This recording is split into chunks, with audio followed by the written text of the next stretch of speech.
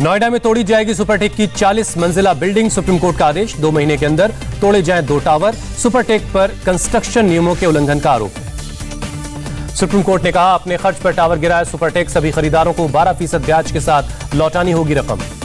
अरशद मदनी के लड़के लड़कियों को अलग अलग पढ़ाने के बयान पर बोले यूपी के deputy CM Keshav Prasad Maurya.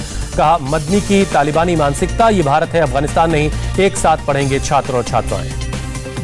UP के मंत्री मोहसिन रजा ने कहा, अरशद मदनी का बयान महिलाओं का अपमान, आज महिलाएं उड़ा रही हैं जहाज, महिलाओं को बेड़ियों में जकड़कर नहीं रखा जा सकता।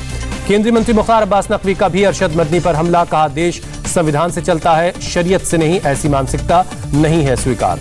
लखनऊ में कल से शुरू होगा समाजवादी पार्टी की जनादेश यात्रा, सभी जिलों में किया जाएगा भ्रमण, जनसंपर्क कार्यक्रम का आयोजन। समाजवादी पार्टी की जनादेश यात्रा पीलीभीत से शुरू होकर सुल्तानपुर में जाकर खत्म होगी। 1 से 28 सितंबर तक चलेगी यात्रा। जनादेश यात्रा से पहले समाजवादी पार्टी ने बीजेपी पर साधा निशाना। कहा, यूपी में बीजेपी की नीतियों से जनता बेहाल, दलितों पिछड़ों के संवैधानिक अधिकारों को कमजोर करने का आरोप लगाया।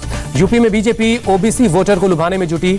आज मेरठ से कार्यक्रम की शुरुआत होगी, अलग अलग जातियों के लिए निकाल रही है पदयात्रा। यूपी बीजेपी के ओबीसी मोर्चा अध्यक्ष नरेंद्र कश्यप ने कहा, ओबीसी समाज के हर वर्ग को जोड़ने की कोशिश है, चुनाव में 350 सीटें जीतने का लक्ष्य है। आज से कुंडा के विधायक और पूर्व मंत्री रघुराज प्रताप सिंह का चुनावी समर शुरू। अयोध्या से करेंगे जन संकल्प यात्रा की शुरुआत। जन संकल्प यात्रा से पहले हनुमानगढ़ी और रामलला के दर्शन करेंगे राजा भैया। जनसत्ता दल लोकतांत्रिक पार्टी के अध्यक्ष के तौर पर झोंकेंगे अपनी पूरी ताकत। बीजेपी ने ट्वीट किया, वासुदेव बने सीएम योगी का कैरिकेचर। लिखा, कलयुगी राक्षस मचाए हाहाकार, मुख्यमंत्री योगी बने पालनहार। जेडीयू नेता राजीव रंजन का सीएम योगी पर हमला। कहा, आस्था और विश्वास पर किसी दल का स्वामित्व नहीं। सीएम योगी ने कहा था, तुष्टीकरण की राजनीति करने वाले दल भी अब रामकृष्ण का नाम लेने लगे हैं। सीएम योगी पर यूपी कांग्रेस अध्यक्ष का हमला। कहा, योगी पूजा कम दिखावा ज्यादा करते हैं, हमारे पूर्वज हमेशा से मनाते आए हैं त्योहार। यूपी के मंत्री ब्रजेश पाठक ने किया सीएम योगी के बयान का समर्थन। कहा, विपक्षी पार्टियों को अब समझ में आ गया, हिंदू धर्म को साथ लिए बिना चुनाव जीतना मुश्किल है। केंद्रीय मंत्री अजय मिश्रा टेनी ने कहा, विपक्ष के नेता सांप्रदायिक राजनीति करते थे, मंदिर जाने में हिचकिचाते थे, लेकिन बीजेपी के आने के बाद से लौटने लगा है देश का गरिमामयी इतिहास। अयोध्या में आपकी तिरंगा यात्रा पर बोले यूपी के डिप्टी सीएम केशव प्रसाद मौर्य। कहा, आप और कांग्रेस का यूपी में अस्तित्व नहीं, तुष्टीकरण की राजनीति नहीं चलेगी। सीएम योगी ने मथुरा में मीट और शराब पर बैन लगाया। अधिकारियों को प्रभावित लोगों की जीविका के लिए दूसरे कारोबार में शामिल करने का निर्देश दिया। शराब और मीट के कारोबार से जुड़े लोगों को सीएम योगी ने दी दूध बेचने की सलाह। कहा, मथुरा की महिमा को वापस लाने के लिए दूध बेचने के लिए स्टॉल लगा सकते हैं। मथुरा में मीट और शराब बैन को लेकर बीएसपी का सरकार पर अटैक। सुधींद्र भदौरिया ने कहा, समाज में टकराव पैदा करने के लिए सरकार चुनाव के वक्त फैसले ले रही है। अखिलेश यादव का सरकार पर हमला। कहा, बीजेपी की झूठ, पाखंड और धोखाधड़ी से भरी राजनीति को जनता अब सड़क पर लेकर आ रही है। बिजली के स्मार्ट मीटर को लेकर प्रियंका गांधी का योगी सरकार पर अटैक। ट्विटर पर लिखा, आम लोगों से स्मार्ट लूट का साधन बना मीटर, शिकायत पर नहीं हो रही कोई सुनवाई। लखनऊ दौरे पर रक्षा मंत्री राजनाथ सिंह करोड़ों के इंफ्रा प्रोजेक्ट्स का करेंगे उद्घाटन। आज कल्याण सिंह को श्रद्धांजलि दे रहे हैं बीजेपी के नेता और कार्यकर्ता। लखनऊ समेत सभी मंडलों में श्रद्धांजलि सभा का आयोजन।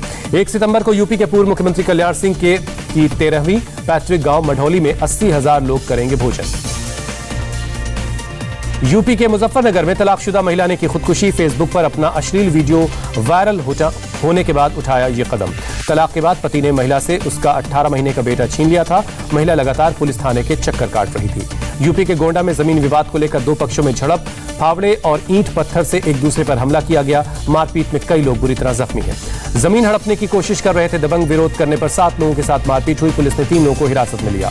नगर विकास के अपर मुख्य सचिव रजनीश दुबे के निजी सचिव विशंभर दयाल ने खुद को मारी गोली। लखनऊ के बापू भवन में अपने दफ्तर के अंदर खुद पर चलाई गोली। एटा में फर्जी दरोगा बनकर चेकिंग करने वाला अरेस्ट। पुलिस की वर्दी पहनकर बेगुनाहों के साथ मारपीट करता था। चेकिंग के दौरान बेल्ट से पिटाई करने का वीडियो वायरल हुआ था। वीडियो वायरल होने के बाद फर्जी दरोगा की तलाश में थी यूपी पुलिस। यूपी में फर्जी दरोगा पर सियासत शुरू। सीएम योगी के सलाहकार शलभमणि त्रिपाठी का आरोप, सियासी पार्टी से जुड़ा है विवेक यादव। शलभमणि त्रिपाठी ने कहा, सरकार को बदनाम करने की साजिश, वोट के लिए लोग इस स्तर तक गिर सकते हैं, जनता को इनका असली चेहरा समझ लेना चाहिए। कानपुर में राम मंदिर और सिद्धि विनायक का अकाउंट बनाकर 14 लाख रुपए की ठगी। पुलिस ने तीनों खाते फ्रीज किए। 400 ग्राहकों के फिंगरप्रिंट क्लोन कर जालसाजों ने निकाले पैसे। बाराबंकी में फर्जी वैक्सीनेशन का भंडाफोड़। श्रावस्ती जिले के स्वास्थ्य कर्मियों पर गैर कानूनी रूप से रात में वैक्सीन लगाने का आरोप है।